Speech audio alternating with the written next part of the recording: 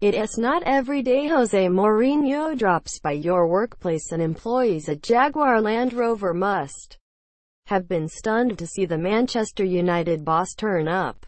The Portuguese then explored the impressive surroundings at the £2 billion state-of-the-art plant, before putting some finishing touches to the 100,000 THF pace model in an advertisement for the car company. You need to be focused and deliver the kind of quality performance the fans have come to expect.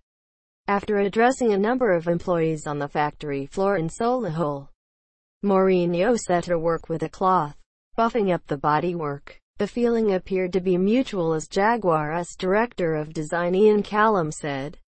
"It's great to have one of the most successful football managers drive the F-Pace.